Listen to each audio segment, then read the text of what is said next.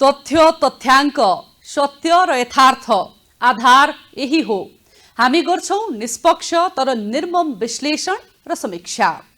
नमस्कार, यो हो कार्यक्रम डेप्थ एनालाइसिस।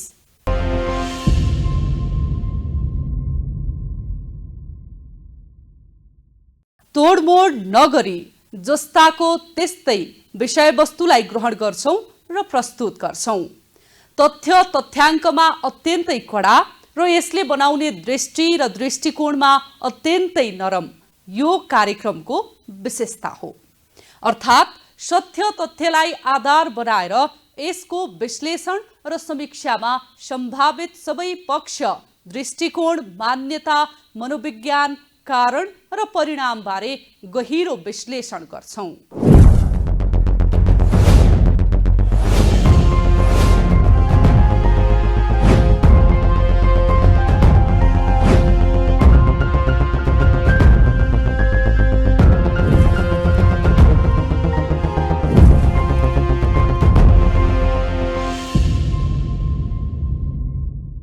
विभिन्न देशहरूले छिमेकी राष्ट्र वा अन्य मित्र राष्ट्रसँग विभिन्न सन्धि सम्झौता गर्ने चलन विश्वभरि छ। त्यस्ता सन्धि सम्झौताबाट दुवै देशलाई समान फाइदा हुने गरी सम्झौता वा सन्धि गर्छन् मुलुकहरूले। तर हाम्रो दक्षिणको छिमेकी भारत भने घुमाई घुमाई नेपाललाई घाटा र भारतलाई मात्र फाइदा हुने गरी सन्धि सम्झौता गर्ने गरेको छ।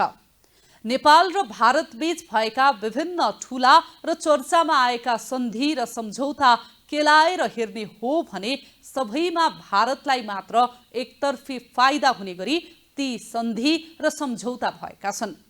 यतिसम्म कि नेपाल र तत्कालीन इस्ट इन्डिया कम्पनी बीच भएको सुगौली सन्धिका कारण नेपालले झण्डै 1/3 भूभाग नै गुमाउन पुग्यो। भारतसँग भएका विभिन्न विवादित सन्धि सम्झौता र नेपालले भोगिरहेको शास्तिमा केन्द्रित छ आजको डेप्थ एनालाइसिस। सुरुमा हेरौं तिनै सन्धि र सम्झौता के हुन् भन्ने यो रिपोर्ट। नेपाल र भारत बीच रहेका असमझदारीलाई अन्त्य गर्ने भन्दै पटक पटक विभिन्न सन्धि र सम्झौता हुने गरेका छन्। तर भारतसँग भएका सन्धि र सम्झौता सबैमा भारतले एकतर्फी रूपमा आफ्नो स्वार्थ लादेको पाइन्छ। सीमा विवाद, पानी, बाँध लगायतका विषयमा रहेका असमझदारीलाई निर्मूल पार्ने भन्दै भएका सबैजसो सन्धि भारतकै पक्षमा रहेको देखिन्छ। सुरुवाती चरणमा भएका सुगौली सन्धि र 1950 को सन्धि तत्कालीन समयमा आकर्षक देखिए पनि त्यसले नेपाललाई घाटा भयो र अहिले भारतले त्यो सन्धि पनि पालना गरेको छैन। त्यसमा रहेका केही बुदाले अहिले पनि हाम्रो देशलाई दुःख दिइराखेको छ। हुन त सन्धिको पुनरावलोकन एवं पुनर्विचार गरिनुपर्ने बहस पटक पटक नचलेको पनि होइन, तर भारत त्यसमा छलफल गर्न आनाकानी गर्छ। गण्डक र कोशी सन्धि, महाकाली सन्धि, टनकपुर सन्धि, पारवहन सन्धि, पिप्पा सम्झौता, अप्पर कर्णाली, पञ्चेश्वर, शारदा ब्यारेज लगायतका विषय भारतसँग भएका असमान सन्धिहरू हुन्। तर यी सन्धिले नेपाललाई फाइदा भएको अहिलेसम्म देखिएको छैन। यी सन्धिबाट यो प्रश्न हुन्छ कि भारतले नेपाललाई सधैँ हेप्ने र आफ्नो इसारामा चलाउन खोज्छ। नेपाल र भारत बीच भएका असमान सन्धि र त्यसले नेपाललाई पारेको असर हेर्नुहोस्। सुगौली सन्धि। नेपाल र भारतमा राज गरिरहेको इस्ट इन्डिया कम्पनी र नेपाल बीचको युद्धलाई सुगौली सन्धिले औपचारिक रूपमा अन्त्य गरेको थियो। तत्कालीन इस्ट इन्डिया कम्पनी र नेपाल पक्ष बीच यो सन्धि युद्ध रोक्नका लागि प्रभावकारी भए पनि त्यसले निम्त्याएको असर अहिलेसम्म कायम छ। सुगौली सन्धिका कारण हाम्रो 1/3 भूभाग गुमाउनु परेको तितो यथार्थ कहिल्यै पनि भुल्न सकिन्न। ब्रिटिस इस्ट इन्डिया कम्पनी र नेपाल बीच 3 डिसेम्बर 1815 मा सुगौली सन्धिमा हस्ताक्षर भएको थियो।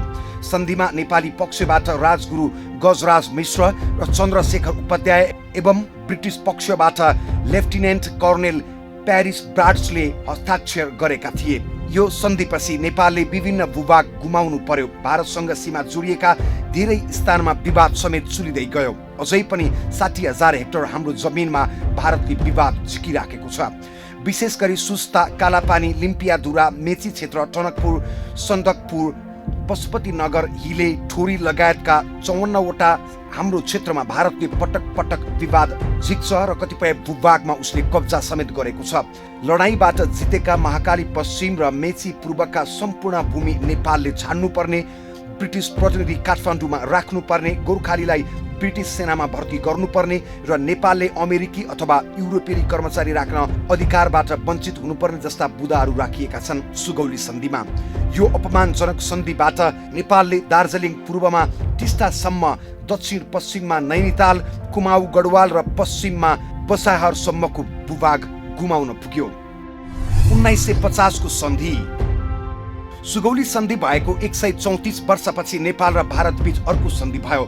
1950 फेब्रुअरी 19 मा तत्कालीन प्रधानमन्त्री मोहन शमशेर राणा र भारतीय प्रधानमन्त्री जवाहरलाल नेहरू बीच सन्धिका लागि वार्ता भयो र सन्धिको खाका तयार गरी सोही वर्षको जुलाई 31 मा नेपालका प्रधानमन्त्री मोहन शमशेर जबरा र भारतको तर्फबाट नेपालका लागि राजदूत चन्द्रेश्वर प्रसाद नारायण सिंहले हस्ताक्षर गरे, जुन सन्धिको अहिले पनि राजनीति वृत्तमा चर्चा हुन्छ। सन्धि पछि पनि नवलपरासीको सुस्ता र दार्चुलाको कालापानी क्षेत्रको कुल 51,500 हेक्टर हाम्रो भूमिमा भारतले विवाद झिकिराखेको छ। यी दुई क्षेत्रको 606 किलोमिटर सीमामा भारतले विवाद बल्झाइराखेको छ। 1816 को सुगौली सन्धिलाई 1950 को सन्धिले विस्थापित गरी नयाँ मुद्दालाई उठान गरेको देखिन्छ। सुगौली सन्धिले गुमाएका भूभागलाई 1950 को सन्धिले फिर्ता ल्याउने यथेष्ट बाटो देखाएको छ। नेपालले गुमाएका दार्जिलिङ र सिक्किमका केही भाग, पूर्वमा टिस्टासम्म, दक्षिण पश्चिममा नैनीताल, कुमाऊ गढवाल र पश्चिममा बसाहरसम्मको भूभाग फिर्ता दिनुपर्ने 1950 को सन्धिमा उल्लेख छ, तर भारतले सन्धिको बुदालाई इमानदारीताका साथ पालना गरेको छैन। अहिलेको मूल मुद्दा भनेको 1950 को सन्धिलाई कार्यान्वयन गर्ने हो। यो सन्धिलाई पालना गरे सीमामा भारतले झिकेको विवाद केही हदसम्म समाधान हुनेछ। 1950 को सन्धिको दफा 5 र लेटर अफ एक्सचेन्जको दोस्रो बुदाले भारतबाट मात्रै हतियार खरिद गर्नुपर्ने र अन्य मुलुकबाट नेपालले हतियार खरिद गर्नु परेमा भारतलाई पूर्व जानकारी दिनुपर्ने जस्ता नेपालको आत्मसम्मानमा चोट पुग्ने विषय समावेश गरिएको छ। यो बुदाले नेपाल भारतको सुरक्षा छाताभित्र बस्नुपर्ने संकेत गरेको छ। भारतको यो बुदालाई नमान्दा भारतले नेपालमाथि नाकाबन्दी समेत लगाएको थियो। नेपालले सन् 1988 जुलाईमा चीनबाट 65 ट्रक सैन्य सामग्री खरिद गरेपछि नेपालमाथि 26 मे 1989 मा भारतले नाकाबन्दी लगाएको थियो। सन्धिको दफा 7 ले नेपाल र भारत दुवै देशका सरकार समान आधारका एक अर्को देशका नागरिकहरूलाई आफ्नो भूभागमा बसोबास तथा सम्पत्तिको भोगचलन गर्ने, उद्योग र व्यापारिक कारोबारमा भाग लिने, घुमफिर गर्ने विशेष अधिकार प्रदान गरेको थियो। महाकाली सन्धि। नेपालले भारतसँग विभिन्न सन्धि र सम्झौता हस्ताक्षर गर्दा त्यसको परिणाम हाम्रा लागि खासै अनुकूल आएको छैन। तर अन्य सन्धि र सम्झौता भन्दा महाकाली सन्धिलाई तुलनात्मक रूपमा घातक मानिँदैन। सुगौली सन्धिले काली नदी पूर्वको भूभाग नेपालको रहेको प्रमाणित गर्छ, तर महाकाली सन्धिमा नेपालले महाकाली नदीको सम्पूर्ण भागलाई सीमा नदी मानेको छैन। महाकाली नदीको अधिकांश भागलाई मात्रै दुई मुलुक बीचको सीमा नदी भनेर सन्धिमा उल्लेख गरिएको छ। सन्धिको धारा 5 ले काली नदी भन्दा पश्चिमको भाग भारतको भनेर स्वीकार्नु पर्ने भनेको छ। महाकाली सन्धिको धारा 12 को उपधारा 2 अनुसार यो सन्धिको आयु 75 वर्ष रहने भनिएको छ। दुवै पक्ष मध्ये कुनै एकले चाहे 10 वर्षको अन्तरालमा वा सोभन्दा अघि पुनरावलोकन गर्न सकिने भनी बताएको छ भने आवश्यक परे संशोधन समेत गर्न सकिने भनिएको छ। शारदा बाँध, टनकपुर बाँध र पञ्चेश्वर परियोजनाको नाम महाकाली सन्धिमा नै उल्लेख गरिएको छ। यी 3 मध्ये 2 परियोजनाको बाँध जमिनकै सट्टापट्टा गरी भारतलाई बुझाइएको हो। शारदा बाँध भन्दा लगभग 1.5 किलोमिटर तलदेखि कुतियाकभरसम्म नदी पूर्ण रूपमा नेपालकै रहेको छ। महाकाली पारी पुरै महाकाली नगरपालिका नेपालकै भूमि रहेकाले महाकाली नदीको शिरदेखि तीरसम्म पूर्ण रूपमा सीमा नदी होइन। त्यसैले महाकाली नदीको अधिकांश भाग मात्रै सीमा नदी हो। महाकाली सन्धिमा उल्लेख गरिएका परियोजनाको अवस्था हेर्नुहोस्। शारदा बाँध। शारदा गंगा जमुना पोषक योजनाका नाममा भारतले परियोजना अघि बढाएको थियो। टनकपुर र बनबासाको बीचमा रहेको सालिनी गोठ भन्ने स्थानमा नहर निर्माणका लागि ब्रह्मदेव मण्डीबाट बनबासा घाटीदेखि 1 माइल अर्थात् 1.5 किलोमिटर तलसम्म स्वीकृति लिई भारतले सर्वे अघि बढाएको हो। तर सन् 1910 मा आएको बाढीका कारण महाकाली नदीले धार परिवर्तन गर्यो। उक्त बाढीका कारण परियोजनाको काम केही वर्ष रोकियो। परियोजनाको काम अघि बढाउने प्रति उत्तरमा तत्कालीन राणा प्रधानमन्त्री चन्द्र शमशेरले इस्ट इन्डिया कम्पनीलाई केही प्रस्ताव अघि सारेका थिए। उक्त बाँधबाट वर्षायाममा 460 देखि 1000 क्युसेकसम्म र सुक्खायाममा 150 क्युसेक पानी नेपालले प्राप्त गर्नुपर्ने प्रस्ताव राखेको थियो। बाँध निर्माणको सम्पूर्ण काम र खर्च भारतको हुनेछ भने नेपालले निशुल्क पानी पाउनुपर्ने प्रस्ताव थियो। नहर निर्माण तथा व्यवस्थापनका लागि आवश्यक अनुमानित 4000 एकड जमिन भारतलाई उपलब्ध गराउने नेपालले प्रस्ताव राखेको थियो। उक्त प्रस्तावको बुँदालाई केही हदसम्म समर्थन गरी भारतले 1928 मा शारदा बाँधको काम सम्पन्न गरेको थियो। टनकपुर बाँध। शारदा बाँध जीर्ण बनेपछि त्यसको विकल्पमा भारतले सन् 1983 मा टनकपुर बाँधको निर्माण सुरु गर्यो। भारतीय पक्षले एकतर्फी रूपमा टनकपुर बाँधको निर्माण गरी पानी भारतमा लगेर बिजुली उत्पादन सुरु गरेको थियो। विद्युत उत्पादनपछि उक्त पानीलाई शारदा बाँध नजिक लगेर फेरि छाडिएको थियो। बाँध र पुल क्षेत्र भारतीय भूमिमा भए पनि नेपालतर्फको तटबन्धमा 577 मिटर भूमि प्रयोग भएको छ। उक्त भूभाग नेपालको सहमति बिना भारतले जबरजस्ती प्रयोग गरी तटबन्ध निर्माण गरेको हो। तत्कालीन प्रधानमन्त्री गिरिजाप्रसाद कोइरालाले 2048 मक्सिर 23 गते टनकपुर ब्यारेज परियोजनाबारे भारतसँग सम्झौता गरेका थिए। यो विषय राजपत्रमा प्रकाशित भएपछि व्यापक विरोध समेत भएको थियो। भारतलाई भूमि निशुल्क उपलब्ध गराएको र सोही परियोजनाबाट उत्पादित बिजुली प्राप्त गर्न भारतको शरणमा जानुपर्ने सम्मको विषय मुलुकको हितमा थिएन। यसको सर्वत्र विरोध भएपछि भारतले 2049 कार्तिकमा उक्त स्थानको भूमि नेपालको स्वामित्वमा रहने र परियोजनाको 2 करोड युनिट बिजुली उपलब्ध गराउने पुनः सहमति भयो। पञ्चेश्वर बहुउद्देशीय आयोजना। महाकाली सन्धिको धारा 3 मा पञ्चेश्वर बहुउद्देशीय आयोजना स्थलमा महाकाली नदी पूर्ण रूपमा सीमा नदी भएकाले नेपाल भारतले समान रूपमा पानी उपयोग गर्न पाउने उल्लेख छ। संयुक्त रूपमा डीपीआर अर्थात् विस्तृत परियोजना प्रतिवेदन तयार गरी नदी किनारमा समान क्षमताका विद्युत केन्द्र निर्माण गर्ने सहमति भएको थियो। विद्युत समान बाँडफाँड गरिने सन्धिले प्रष्टैसँग व्याख्या गरिदिएको छ।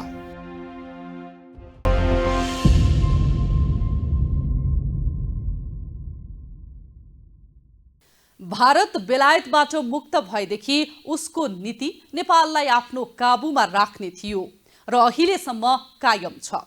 बीपी कोइरालालाई सत्ताबाट अलग गर्ने, राजा वीरेन्द्रदेखि मदन भण्डारीको अन्त्य, पटक पटकको नाकाबन्दी, नेपाली भूमि आफ्नो भन्ने र सीमा मिच्ने विवादास्पद देश हो भारत। जुन नीति नेपालसँग गरिने सन्धि सम्झौतामा पनि उतारेको प्रश्न छ।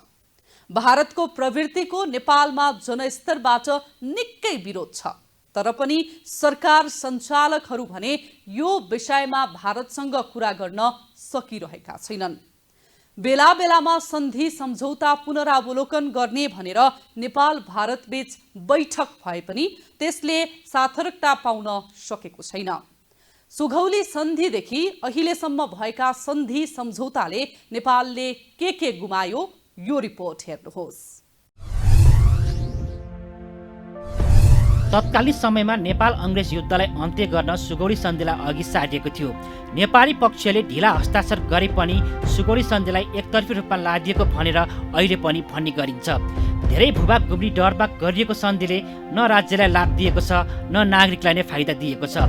कतिपय धाराहरू साँच्चै राष्ट्रघाती नै रहेका छन्। सन्धिको 2, 5, 6 र 7 को धाराप्रति नेपालले सधैँ असहमति देखाउँदै आएको छ। सन्धिका केही धारा यति घातक छन् कि जसको पूर्ण कार्यान्वयनले नेपालको नक्सा नै परिवर्तन हुन सक्दछ। तर कतिपय बुँदा मुलुकको हितमा रहेको आवाज पनि आइरहेका छन्।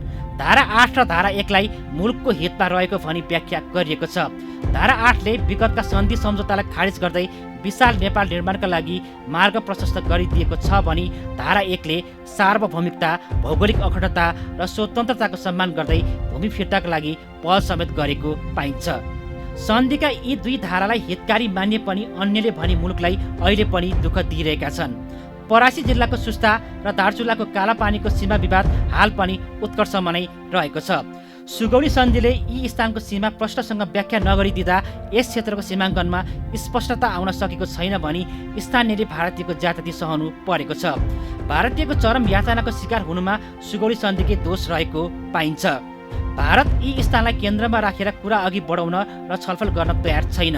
कालापानी, लिम्पियाधुरा, कुटी, नाभी, गुन्जी, छाङ्ग्रो, टिङ्गर, सुस्ता, मेची क्षेत्र, टनकपुर, सन्दकपुर, पशुपति नगर लगायतका स्थान नेपालको हो।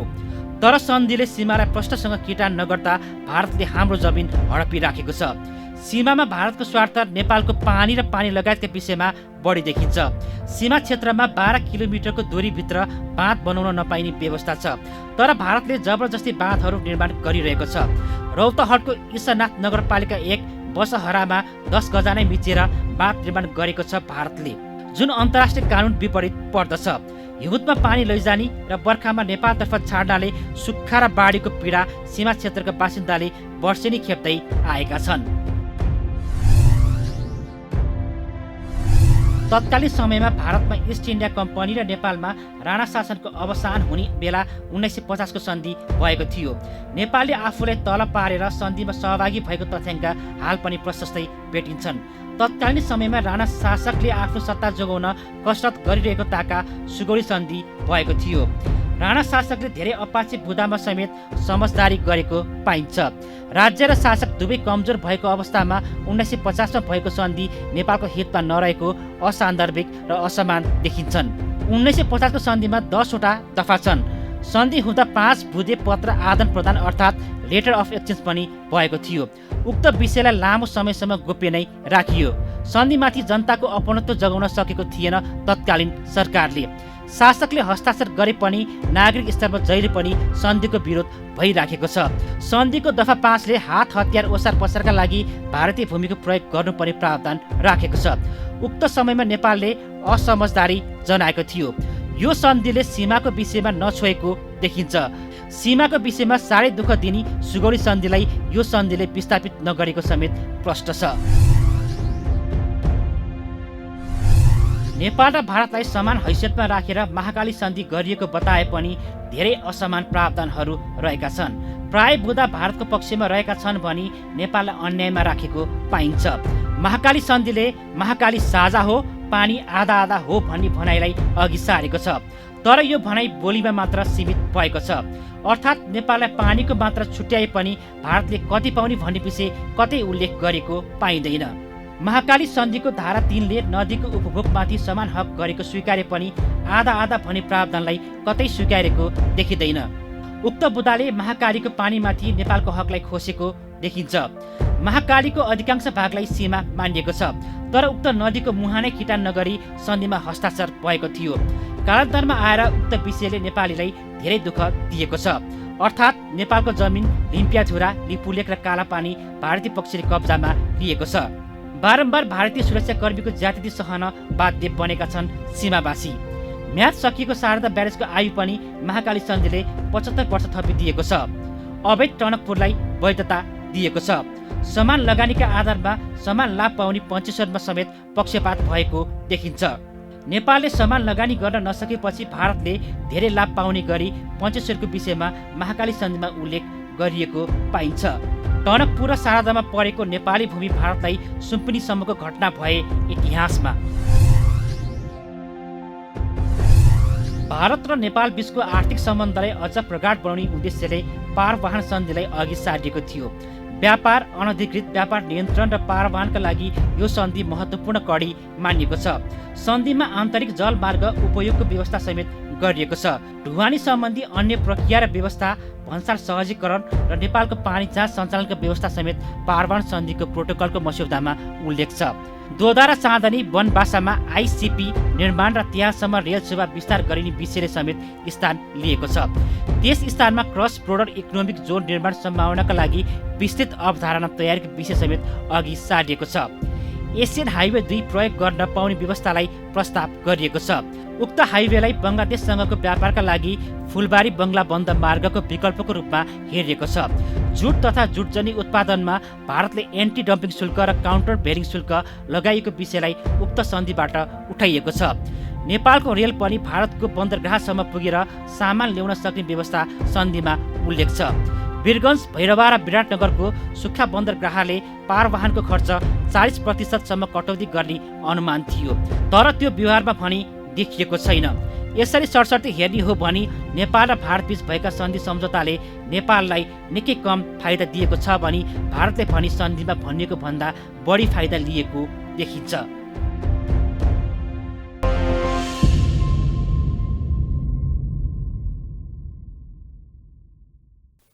भारतको नेपालप्रतिको दृष्टिकोण र नेपालको भारतप्रतिको परनिर्भरताले गर्दा नेपाल भारत बीच सह-अस्तित्वको सम्बन्ध बन्नै सकेन। कुनै पनि राष्ट्र परनिर्भर भएपछि उसको सार्वभौम सत्ता समेत खुम्चिन्छ। संविधान निर्माण, कालापानी, लिपुलेख, लिम्पियाधुरा र सुस्ता सीमा समस्या, नागरिकता सम्बन्धी ऐन जस्ता कुरामा भारतले अनावश्यक चासो लिएको देखिएको मात्र होइन, प्रत्यक्ष कतिपय अवस्थामा त बल मिच्याई समेत गरेको देखिन्छ। जुन बेलैमा सुधार्न जरुरी छ। यदि बेलैमा सरकारले यसतर्फ नसोच्ने हो भने मुलुकले ठूलो क्षति बेहोर्नु पर्ने अवस्था आउन समेत सक्छ। विश्वमा बेलायत साम्राज्य उत्कर्षमा पुगेका बेला नेपाल सार्वभौम सत्ता सम्पन्न राज्य थियो। भारतमा बेलायती शासन गरिरहेका बेला सन् 1923 को 21 डिसेम्बरमा भएको नेपाल बेलायत सन्धिले यो कुरा स्वीकार गरेको थियो। 14 डिसेम्बर 1955मा नेपालले संयुक्त राष्ट्रसङ्घको सदस्यता पाएको थियो। सन्धि भएको करिब 1 शताब्दी र राष्ट्रसङ्घको सदस्यता प्राप्त गरेको 60 वर्ष बितिसकेको छ। तर नेपाल र भारत बीचको विशेष सम्बन्ध हो कि प्रिन्सिपल अफ सोभरेन इक्वलिटी हो भन्ने विषयमा अझै बहस भइरहेको छ। भारत पनि 1950 को सन्धिले वकालत गरेको खुला सिमानालाई देखाउँदै विशेष सम्बन्धको ढाडस दिइरहेको छ। 21औं शताब्दीमा कूटनीतिक सम्बन्धको आधार सार्वभौमिकताको सम्मान सिद्धान्तलाई मानिएको छ। राष्ट्रसङ्घको बडापत्रमा समेत सोही विषयलाई उल्लेख गरिएको छ। देशको भौगोलिक आकार, आर्थिक हैसियत र सैन्य अवस्था असमान देखिए पनि सार्वभौमिकता सम्मान हुन्छ। त्यसैले सार्वभौमिकतामा भारत र नेपाल समान ठहरिन्छ। यो कथनलाई भारतले स्वीकार गर्न सके दुई मुलुकको सम्बन्धले नयाँ गति लिनेमा दुई मत छैन। 1950 को सन्धि असमान र नेपालको अनुकूल नभएको आवाज पनि आइरहेका छन्। यो सन्धि सधैँ विवादमा तानिने गरेको पाइन्छ। सन्धिका प्रावधान नै मर्यादित छैनन् भने हस्ताक्षरको प्रोटोकल पनि नेपालका लागि सम्मानजनक देखिँदैन। उक्त सन्धिको हात हतियार खरिद सम्बन्धी धारा 5 र लेटर अफ एक्सचेन्जको धारा 2 का प्रावधानलाई अपमानजनक मानिएको छ। सन् 1965 को हतियार सम्बन्धी गोप्य सन्धि मुलुकको राष्ट्रिय सुरक्षाको नजरले समेत आपत्तिजनक ठानिएको छ। ती सन्धि राष्ट्रिय, अन्तर्राष्ट्रिय राजनीतिक, भूराजनीतिक, कूटनीतिक, सामरिक परिवेशमा भएका थिए। ती परिवेश हाल परिवर्तन भइसकेका छन्। त्यसैले नेपाल र भारत बीच भएका सबै असमान र विवादित सन्धिलाई पुनरावलोकनको खाँचो छ। 1950 को सन्धिको धारा 10 ले सन्धि खारेज गर्न सकिने तर पुनरावलोकन र संशोधन गर्न नसकिने प्रश्नसँग व्याख्या गरिदिएको छ। उक्त धारा 10 लाई अवरोध ठानिए पनि सहमतिमा पुनरावलोकन गर्न सकिने कतिपय जानकारको भनाइ छ। भारतसँग गरिएका पञ्चेश्वर, टनकपुर, गण्डकी, कोशी, अप्पर कर्णाली जस्ता जलस्रोत र ऊर्जा सम्बन्धी सन्धि एवं सम्झौता पनि धेरै विवादित रहेका छन्। भूमि अधिक्रमण गरी बनाइएका भारतीय तटबन्ध नेपालका लागि फलामको चिउरा बन्ने गरेको पाइन्छ। अर्थात् उक्त तटबन्धले वर्षायाममा भूभाग डुबाउन पार्ने गरेको देखिन्छ। धेरै लाभ दिन सक्ने ठानिएका उक्त आयोजना विवादमा तानिँदा सोचे अनुसार प्रगति हुन सकेको छैन। मुलुकको राष्ट्रिय हितलाई मध्यनजर गरी ती सन्धि र सम्झौताको पुनरावलोकन आवश्यक देखिन्छ। चितवन नवलपरासी भएर बग्ने नारायणी नदीको सिँचाइ र विद्युत उत्पादन सम्बन्धी सम्झौता 4 डिसेम्बर 1959 मा भएको थियो। उक्त विषयलाई गण्डक सम्झौताको नाम दिएको छ। गण्डक नदीमा बाँध बनाउने उद्देश्य सहित सम्झौता पत्रमा हस्ताक्षर गरिएको थियो। सम्झौताको अवधि किटान नगरी हस्ताक्षर गर्दा विषयले दुःख नदिएको भन्न सकिँदैन। गण्डक सम्झौताको धारा 9 ले यो नदी तथा सहायक नदीबाट आवश्यकता अनुसार विभिन्न समयमा सिँचाइ तथा अन्य कुनै प्रयोजनका लागि पानी आपूर्ति हटाउन सक्ने अधिकार नेपाल सरकारलाई रहने उल्लेख गरेको छ। तर भारत सरकारले गण्डकको सम्पूर्ण पानी उपभोग गर्दै आएको छ। सम्झौताको उल्लङ्घन भएको पाइएको छ। नहरबाट सिँचाइका लागि पानी लैजाने व्यवस्था भए पनि हिउँदमा नेपालका क्षेत्र सुक्खा, पतझड, लेउ भरिएका अवस्थामा हुन्छन्। वर्षातमा गण्डक पश्चिमका नहरका कारण नवलपरासीका दर्जन बढी गाविस वर्षेनी बाढीको चपेटामा पर्ने गरेको देखिन्छ। सम्झौता अनुसारको विद्युत नपाएको अवस्था पनि जीवितै छ। सम्झौताले बताए अनुसार भारत सरकारले बिग्रेका नहर, पुल मर्मत गर्नुपर्ने हुन्छ। तर भारतीय पक्षले उदासीनता देखाउँदा बारा, पर्सा, रौतहटका बासिन्दाले नहरबाट सिँचाइका लागि पानी सहज तरिकाले प्राप्त गर्न सकेका छैनन्। परिणामस्वरूप तराईका खेतीयोग्य जमिन मरुभूमिमा परिणत भए झै देखिन्छ। करिब 7 दशक अघि 1950 को सन्धिमा नेपाल र भारतलाई समान स्थानमा राख्न प्रस्ताव राखिएको थियो। उक्त प्रस्तावलाई मान्यता दिएको भए हाम्रा सन्धि असमान देखिँदैन थिए। ती बुँदा नेपालीको हितमा नै रहेका थिए। तत्कालीन समयको प्रस्तावित बुँदाहरू यस्ता थिए। धारा 1, दुई देशबीच स्थायी शान्ति हुने, एक अर्काको पूर्ण सार्वभौमसत्ता र अखण्डताको सम्मान गर्ने, विद्यमान सीमाङ्कनका आधारमा एक अर्काको भूगोललाई मान्यता दिने। धारा 2, भारत स्वतन्त्र भएको मिति अघि भारतका तर्फबाट ब्रिटिस इन्डिया र नेपालबीच भएका सबै सन्धि, सहमति र सम्झौता लागू भएका मितिदेखि रद्द हुने। धारा 3, कुनै देशले एक अर्काको सुरक्षा र अखण्डतामा असर गर्ने गरी राजनीतिक गतिविधिलाई प्रोत्साहन नगर्ने, त्यसका लागि आफ्नो भूमि प्रयोग गर्न नदिने र एक अर्का विरुद्ध प्रोपागान्डा गर्न रोक लगाउने। धारा 4, भारतले आफ्नो भूभाग र बन्दरगाहमा पूर्ण र बिना रोकटोक नेपालको वाणिज्य अधिकार प्रयोग गरेर सामान आपूर्तिको सुनिश्चित गर्ने। धारा 5, बिना रोकटोक र बिना सूचना हतियार तथा गोलीगट्टा वा युद्ध सामग्री सहित कच्चा तथा उत्पादित वस्तुहरू भारत विदेशी मुलुकबाट भारत हुँदै लैजान नेपाल स्वतन्त्र हुने र भारतले शून्य भन्सार दर सुनिश्चित गर्ने। धारा 6, नेपालको लिखित सूचनाका आधारमा नेपाली वस्तुहरूलाई भारतको बाटो भएर नेपालको अर्को ठाउँसम्म आपूर्ति गर्न भारतले सहयोग गर्ने र आवश्यकता अनुसार भारतले कसैलाई जिम्मेवार व्यक्ति तोक्ने। धारा 7, बिना शर्त र बिना रोकटोक एक अर्काको देशमा उत्पादित सामान एक अर्को देशमा आपूर्तिका लागि मोस्ट फेभर्ड नेसन व्यवहार गर्ने। धारा 8, गम्भीर अपराधमा संलग्न भएका आफ्ना देशका अपराधीलाई सपुर्दगी गर्ने। धारा 9, एक अर्काका नागरिकलाई अन्तर्राष्ट्रिय कानुनको सिद्धान्त र अभ्यासका आधारमा व्यवहार गर्ने र तेस्रो देशका नागरिकभन्दा कम व्यवहार नगर्ने। धारा 10, देशमा बसिरहेका एक अर्काका नागरिकलाई माथि उल्लेख गरिए भन्दा फरक नियम लागू गर्ने र राष्ट्रिय व्यवहार गर्ने। धारा 11, एक वर्षको समय अवधि दिएर कुनै एक पक्षले अर्कोलाई चिठी पठाएको अवस्थामा एक वर्षपछि सन्धि रद्द हुने।